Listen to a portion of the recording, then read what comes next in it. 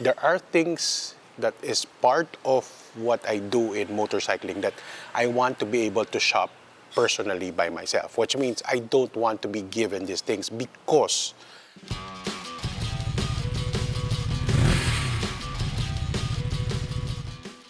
Hi guys, welcome back. So it's gift giving season once again. So let me help you buy a gift for your motorcycle loving friend or loved one. So let's try to tackle from as little as below 100 pesos all the way to maxing out your budget. But before we talk about the things that I think every motorcyclist would appreciate is let's discuss first what I don't want to be receiving, not because I don't like the item, but there are things that is part of what I do in motorcycling that I want to be able to shop personally by myself, which means I don't want to be given these things because they might be giving me something that I don't like, or something that may fit wrong, and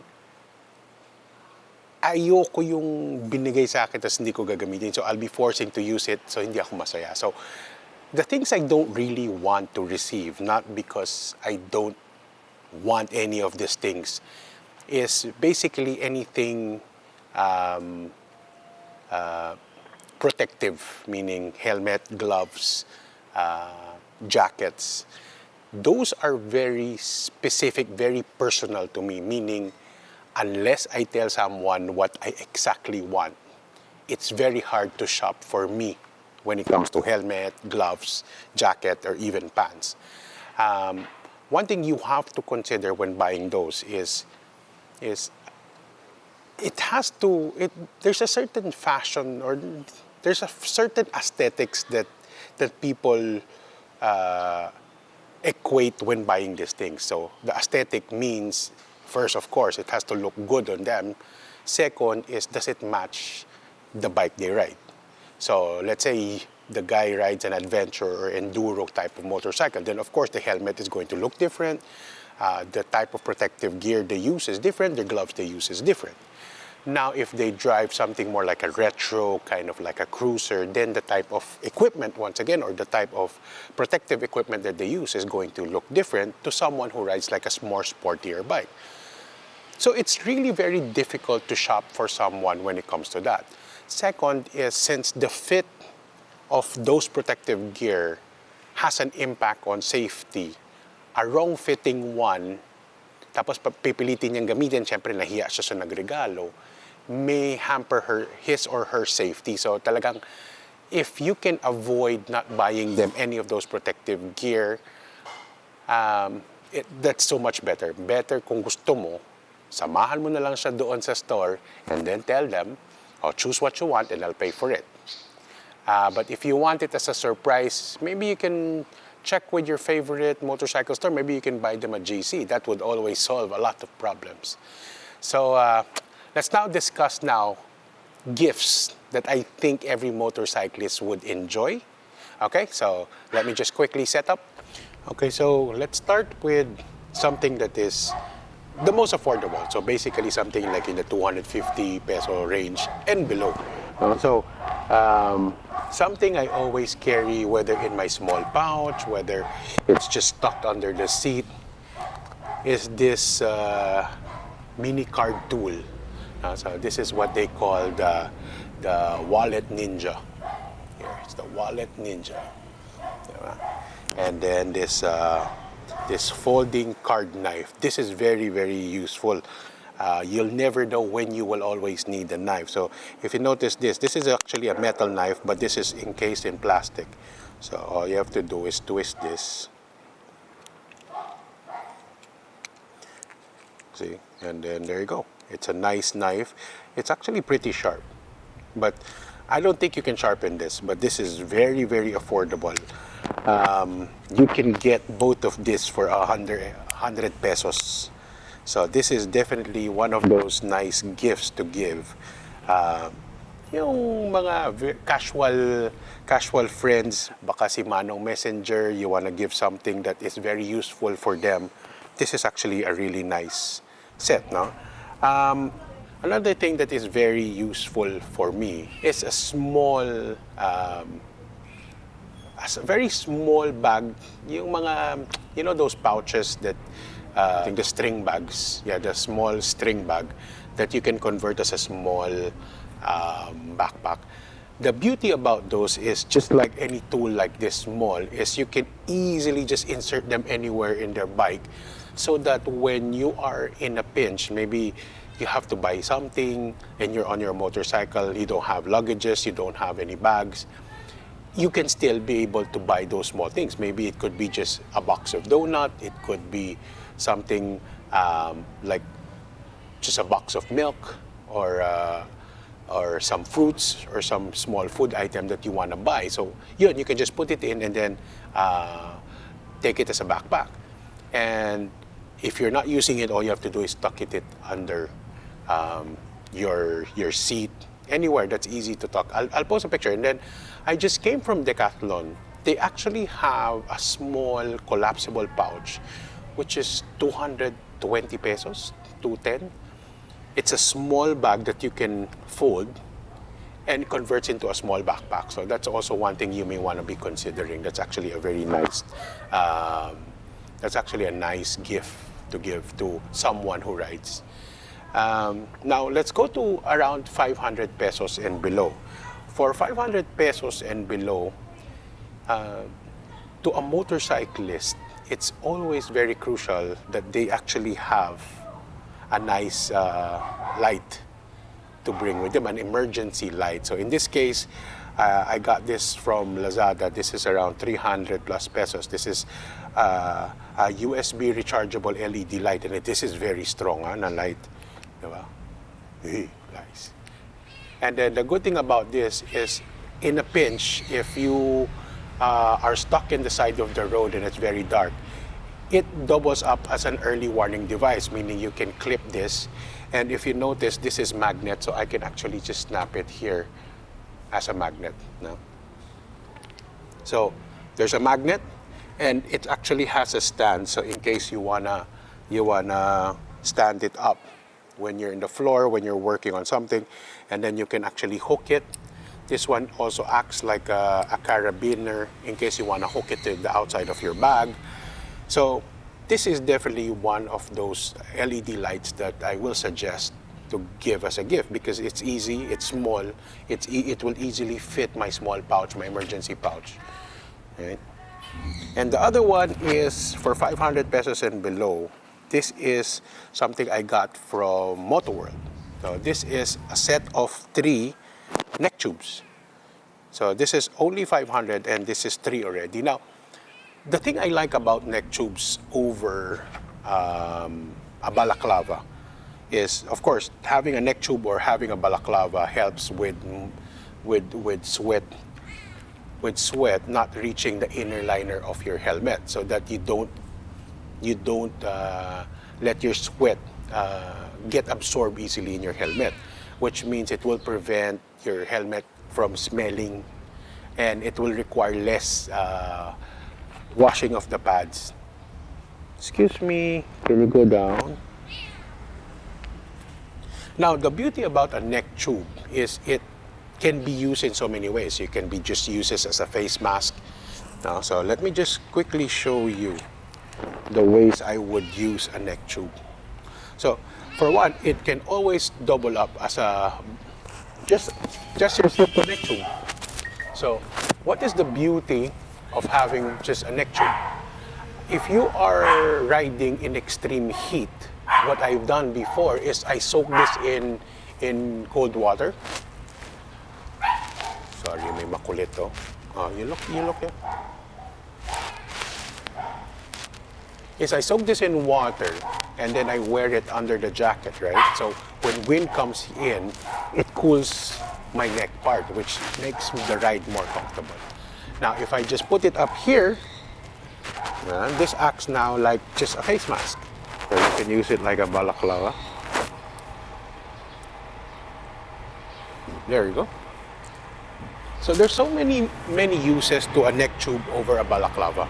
Now, if you're in the level and you want to be spending closer to 1,000 pesos, you can find a lot of nice multi-tools, not necessarily the big branded ones, that you can also give out. See, so this is actually, it comes with the pliers, has your knives, has even here is a filing, a screwdriver, a Phillips, a can opener. So this multi-tool is something that people can just leave into their pouch.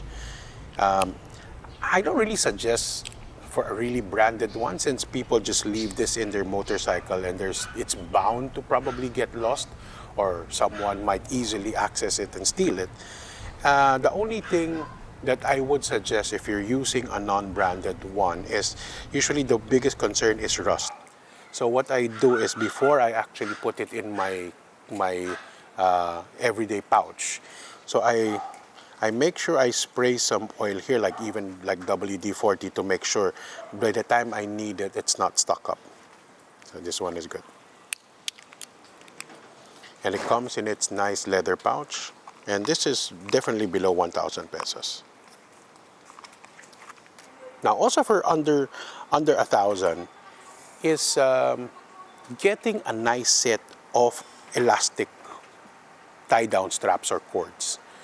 So this one is made by Rock Strap. This is one of the best ones I've used, because the difference between this and a regular bungee cord is the bungee cord in time will actually lose elasticity, and you have to really wrap it a lot. With this one is you don't need to carry a lot of sizes, just this one length, because you can actually adjust this on the fly. You can adjust the length, depending on how much you are going to tie down. This comes as a set, comes as a pair. This is, the brand is Rock Strap, R-O-K. This is, I think 900 pesos for a pair. So this is one of those things that are really nice to have, and imagine, this is very compact. Now, if you are now ready to spend over 1,000 pesos, so these are things that are, is a tire puncture repair kit. Majority of motorcycles now, except those who are using adventure, makikita mo naman yung wheels nila are spoke wheels. I'll post a picture. If the loved one you are giving to has spoke wheels, then you may want to reconsider giving this. But if it's not a spoke wheels, most likely the motorcycle is using a tubeless tire. If it's a tubeless tire, then a repair kit, a puncture tire repair kit, is really a good gift, because it's the worst experience is to be stranded because of a flat tire, and you have to push your bike to the nearest store or nearest shop that can actually vulcanize it. So a tire repair kit is basically, so here it is. So it just comes with the set that you need to safely fix a puncture. So usually baka nadaanan mo, may pako or anything, a screw. So, but if it's a damage on the sidewall of the tire, wala na talaga tayong magagawa. So, but this one, a tire repair kit, like this particular kit, even comes with CO2 inflators. So a CO2 inflator, something like this, is you can actually put enough air on that punctured tire to get you to a gas station so that you can actually fill it up with more air. But just a suggestion, if you are going to fix a punctured tire, please do change to a new tire as soon as possible. It's not suggested to be running long periods on a punctured tire. It's strong enough to get you to your destination for a good, maybe a few hundred kilometers, but it's not going to be good in the long run. So if there's a puncture and you repaired it already, best suggestion is the fastest or the earliest time you can is to change the tires. Okay, so this is a nice kit. Um, it's actually very easy to use. You can search in YouTube how to fix a punctured tire. If you're already in the region of spending in the 2,500 area, another thing that is nice to have is a USB powered inflator pump. So, now, the thing with inflator pumps is to a motorcycle, since remember we are only riding on two wheels, not on four, the tire pressure has a big effect on the safety of our trip. So it's always suggested that to check your tire pressure very, very regularly and inflate as needed. So having one of this at home is going to make sure that you are capable of not just checking but also inflating the tires as needed on a regular basis. No need to run to the gas station just to check your air. And at the same time, this is USB powered, meaning you just charge it, and you can also bring it in long trips. So in case there's an emergency or in case your tires get low, you can actually inflate your tires on the go. Okay. Now, if you are now, sky's the limit on what I can give someone who is riding. There are a few things that I will suggest. One is, does he already have a helmet communication device? Meaning, you'll see it on the side of the helmet. There's a small intercom unit there. There's only one caveat for buying those. If you don't know what brand to buy, is to check with his riding friends what is the brand they use. Because when it comes to communication device, it's best that they are on the same brand so that the connection is going to be a lot easier and there can be more people who can connect together. Other brands can connect to another brand, but usually that's limited to just one or two people can connect. But if they're riding as a big group, like the Cardo that we use, we can, I think, go more than 10 in our group using the same device. So if you want to buy one of those for your loved one, make sure it's the same brand that their riding buddies use. But if you're not sure, then I would suggest maybe don't buy that. Because baka masayang. Maybe you buy a different brand and hindi pa rin siya makakonect sa friends niya. So meron nga siyang Bluetooth device that he can answer calls or she can answer calls or listen to music, but he cannot connect to the group. So best is still to buy the same brand as what the riding group uses. The Cardo that I use, the Cardo Pack Dock Bold, for one unit is I think below mga 13,000-14,000. But it's one of those things that if you have a lot of different helmets, all you have to do is buy what they call an audio kit. So you can just keep transferring it to other helmets, but using just the same main device. Another one is a nice belt bag. If you're talking about no limits, no limits in terms of spending, then you go for the top of the line already, or the most sought after brand, which is Kriega. This is the Kriega R8. It has two pouches or two compartments. One is waterproof, one is not. But this is somewhere in the 9,000 range. So this can get a little pricey, but these things have really nice warranties and they are very durable. And the other one that I will suggest, if he still doesn't have it and he's into motorcycling, is a 360 camera. So here's a 360 camera.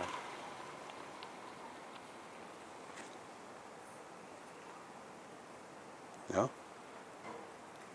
The 360 camera is one of the best cameras I've used for recording my rides because of the multiple angles and the multiple point of view or camera angle view that I can choose after, because it always records in 360, which means I can decide after, during the edit, during the post-processing, what angle of view I want to show. And that is always the beauty of that. So, and then if today you want to show the perspective of from the rider's perspective, you can do that. And you can always come back the next time to show an edit naman of the camera pointing towards you. And these are things that you can always do post, meaning after each ride when you start editing. So very, very, definitely the Insta360 is one of those things that are really nice to have as someone who rides. And it acts as double up as a safety because this is now acting like your dash cam. So thank you guys for listening in, and I hope I was able to help you out in choosing a gift for your loved ones who's into riding. So if you haven't liked and subscribed, please do so. Till our next vlog. Bye. Oh, by the way, Merry Christmas.